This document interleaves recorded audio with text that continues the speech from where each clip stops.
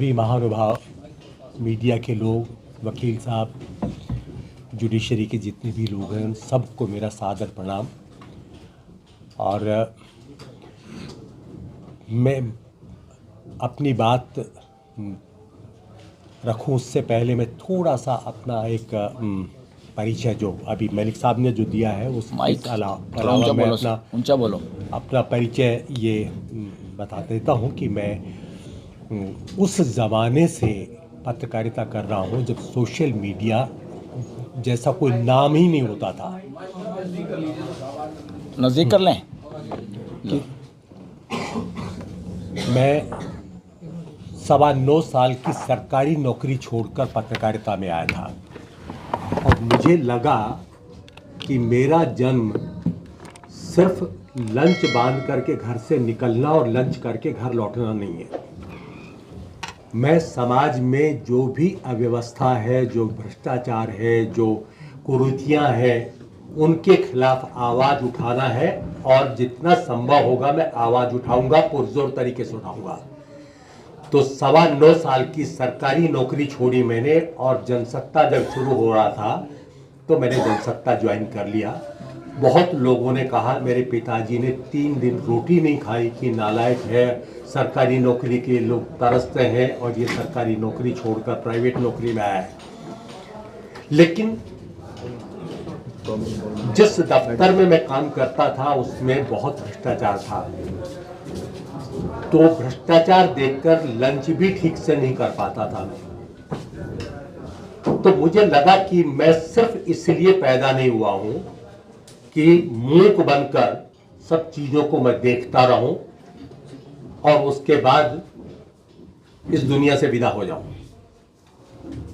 तब मैंने पत्रकारिता शुरू की और पत्रकारिता में जहां जितना संभव हो सका मैंने पुरजोर तरीके से अपनी आवाज उठाई और एक ही बात कहा करता था कि कोई भी बिकेगा, उमेश जोशी नहीं बिकेगा। तो और मैंने अंत तक ये प्रयास किया। हरियाणा के 3 चैनल का मैं हेड रहा, जनसत्ता में 21 साल रहा, दूरदर्शन में 18 साल समाचार वाचक रहा, आकाशवाणी में 16 साल समाचार वाचन किया। मतलब कोई ऐसा बड़ा प्लेटफॉर्म नहीं जहां मुझे काम करने का अवसर ना मिला। कुछ लोग कहते हैं कि ईमानदार आदमी तब तक है जब तक उसको बेईमान होने का अवसर नहीं मिलता। मुझे तो अवसर भी मिले और मेरा खुला चैलेंज है आज भी हरियाणा के लोगों का, 10 साल हेड रहा हूं 3 चैनल का, कि कोई आदमी ये साबित कर दे 1 रुपए से लेकर और 1 लाख, 10 लाख, 20 लाख रुपए तक, और पत्रकार किससे ज्यादा शायद हैसियत भी नहीं होती है, कि उन्होंने मुझे रिश्वत दी हो और खबर करवाई हो। तो सार्वजनिक जगह पर मैं दंड भुगतने को तैयार हूं, जो चाहे वो। तो ये ईमानदारी, अगर बेईमानी करनी होती तो सरकारी दफ्तर था ना मेरे पास, वो क्यों छोड़ता मैं। इसलिए मैं हर पत्रकार से एक ही बात कहता हूं कि अगर ईमानदारी है तो पत्रकारिता कीजिए, वरना अपने घर बैठिए। एक इंस्टीट्यूट ने, नोएडा के इंस्टीट्यूट ने मुझे पत्रकारिता पर बच्चों को कुछ कहने के लिए बुलाया। तो मैंने कहा कि पत्रकारिता में जितने सिद्धांत पढ़ाए जाते हैं वो सिर्फ किताबों तक सीमित हैं। पत्रकारिता जब आप करने के लिए निकलते हैं फील्ड में, तब एक भी सिद्धांत लागू नहीं होता। तो सिद्धांत विहीन पत्रकारिता है ये, और जो सिद्धांत विहीन पत्रकारिता है उसमें कितनी बुराइयां समाएंगी इसका कोई आकलन नहीं कर सकता। और ये डिबेट का विषय हमेशा बना रहेगा। भगवान श्री राम के वक्त भी बेईमान लोग हुआ करते थे, ऐसा नहीं है कि वहां तब बेईमान नहीं थे, क्योंकि इंसान की फितरत है, वो फितरत कम या ज्यादा हो सकती है।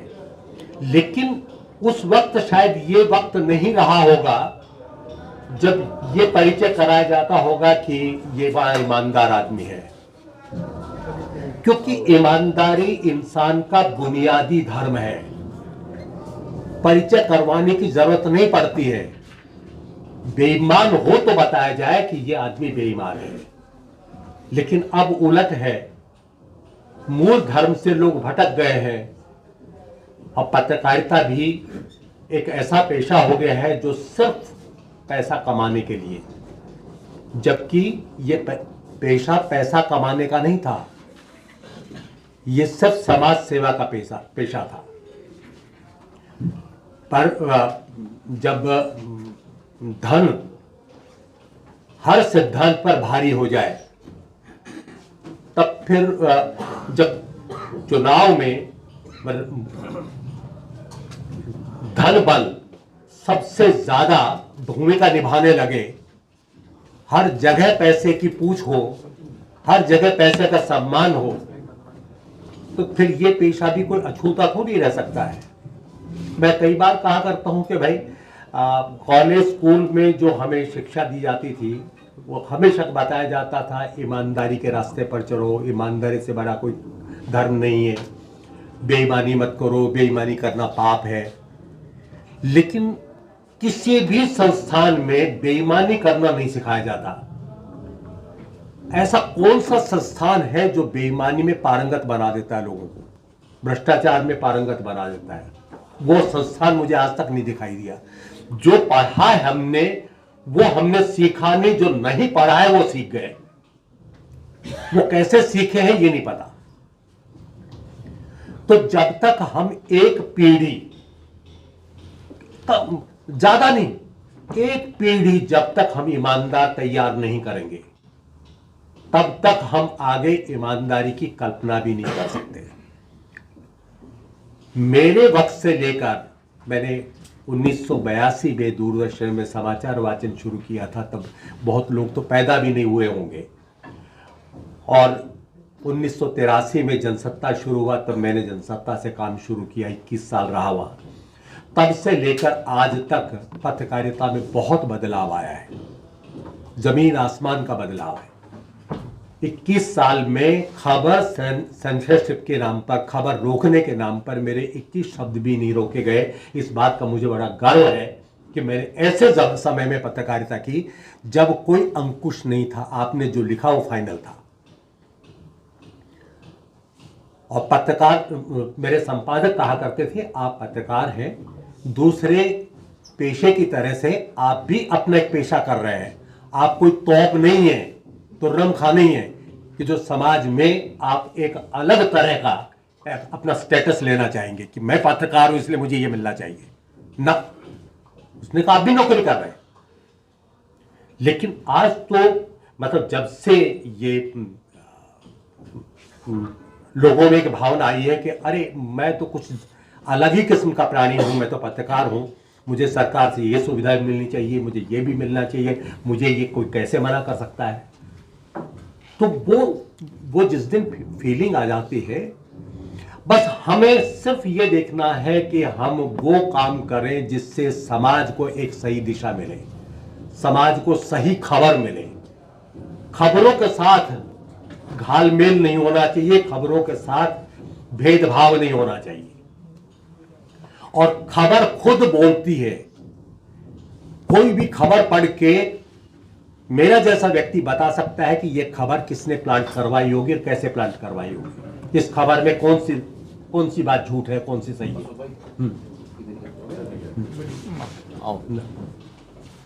इसलिए ईमानदारी बेहद जरूरी है।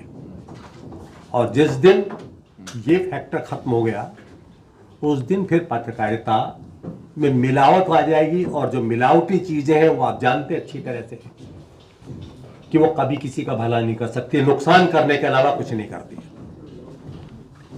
तो मेरा तो सिर्फ, और सोशल मीडिया का जन्म क्यों हुआ? क्योंकि मालिकों में ईमानदारी नहीं थी, मालिकों के अपने इंटरेस्ट थे। मालिकों के। मैंने रीजनल चैनल क्यों छोड़े, क्यों मैंने पत्रकारिता से संन्यास लिया?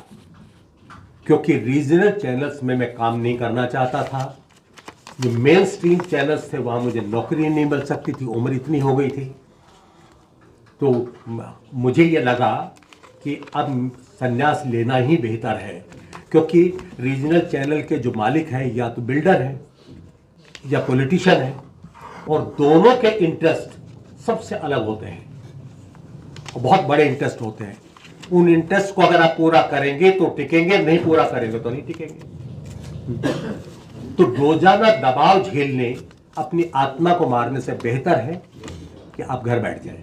और मैंने वही उचित समझा कि जब पूरे जीवन मैंने बहुत ईमानदारी से काम किया, तो अब इस उम्र में मैं अपने ऊपर ये दाग नहीं लगवाऊंगा कि मैंने ये समझौते किए। हरियाणा के डीजीपी रंजीव दलाल ने एक विज्ञापन भेजा हमारे चंडीगढ़ ब्यूरो चीफ के मार्फत 60,000 रुपए का, हरियाणा पुलिस का विज्ञापन था। उन दिनों हरियाणा न्यूज़ के जो मालिक थे वो भूपेंद्र सिंह हुड्डा सरकार में गृह राज्य मंत्री थे। तो उनसे बात हुई होगी तो उन्होंने कहा कि नहीं, गोपाल जी से बात हो गई है, वो विज्ञापन आप चला दीजिएगा। तो मैंने कहा इसका पैसा? तो उन्होंने कहा जी पैसा तो गोपाल जी से बात हो गई है। तो मैंने गोपाल जी को फ़ोन किया, मैं कहा जी वो पैसा नहीं आया। हाँ बोल कोई बात नहीं, आप चला देना। तो मैंने कहा पैसा आप भिजवा देना, मैं चला दूँ, क्योंकि आपकी कंपनी का पैसा आप ही के पास रहेगा। लेकिन मैं सिद्धांतों से समझौता नहीं करता, क्योंकि कल को आप ही कहेंगे कि साहब आपके रहते हुए ये मुफ्त कैसे चल गया। लेकिन उस व्यक्ति का बड़प्पन ये है कि उसने पैसे भिजवाए। तो मैंने तो यहां तक भी किया कि मालिकों से पैसे मांग लिए। तो पर हाँ, इतना साहस अब नहीं है।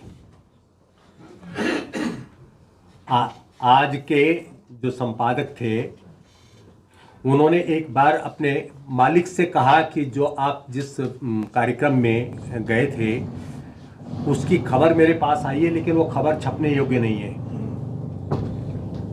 तो क्या करें? बोला आप इसको विज्ञापन छपवा दीजिए। मालिक से कह रहा है संपादक। तो उसने कहा ठीक है, मैं विज्ञापन के तौर पर भिजवा देता हूं, लेकिन आप ये सुनिश्चित कर लीजिए कि ये विज्ञापन के तौर पर छप जाए। तो उन्होंने कहा कि विज्ञापन के पैसे जमा करवा दीजिए, छप जाएगा। वो जमाना भी पत्रकारिता का था और आज का भी है।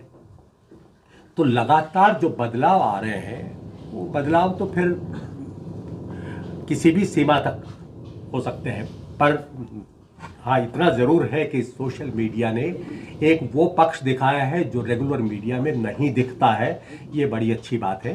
पर सोशल मीडिया भी कई बार विवादों में घिरा हुआ होता है, तो उस पर भी थोड़ा सा आप लोगों को ध्यान दिया जाना चाहिए।